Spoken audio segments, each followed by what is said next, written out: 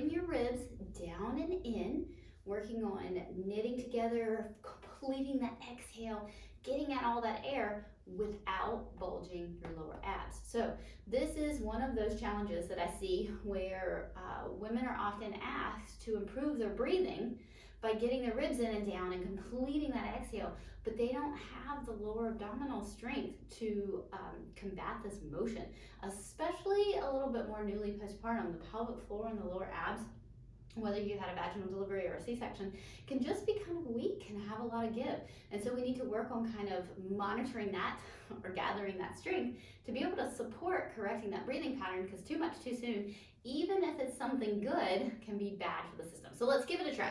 All right, so what we're looking at here is what happens when you bring those ribs down and in. Nice big exhale. So what I'm doing is I'm bringing my ribs down and in.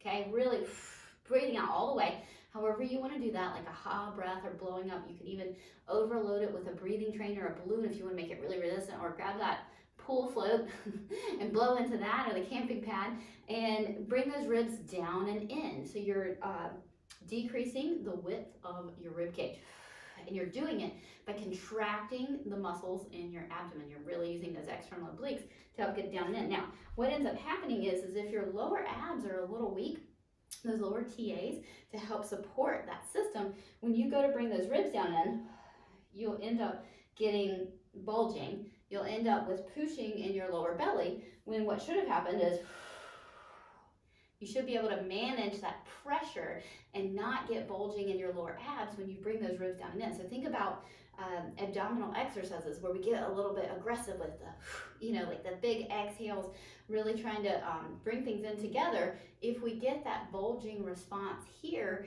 then I'm questioning what's happening in the pelvic floor.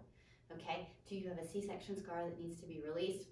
Do you have too much give through your pelvic floor? What is kind of going on with that lower abdominal pelvic floor picture that might be less vulnerable trying to get your ribs down in? So I've seen a lot of women that are working on rehabbing their prolapse, and as they try to work on more forceful breathing, it ends up making the prolapse worse. I've seen women that are trying to rehab their diastasis, and so they're trying really hard to get those ribs down and in and make that core connection, and when they do, they actually end up bearing down on their pelvic floor, and then they end up getting prolapse when they didn't have prolapse prior, because they were a little too aggressive with what's happening at the upper abdominals, and they didn't take into account enough of the lower abdomen. So that's the reason I'm sharing this, is to hopefully help bring a little bit of mindfulness to this abdominal balance and a little bit of prevention. Like, hey, let's just take a look at this area before we get so forceful with this one, to make sure that we've got everybody's keeping up, we're all on board, everybody's feeling good. All right, so try that challenge and see if you can really breathe hard, exhale, and get a great lower ab response, or if you get lower abdominal bulging that happens when you complete a very hard exhale. And then I want you to think about your life. I want you to think about, like, oh, I'm preparing to lift something, so I'm going to exhale hard. Well, what's happening there? Or I'm doing a heavy exercise and I'm really exhaling hard, really pulling in those external obliques.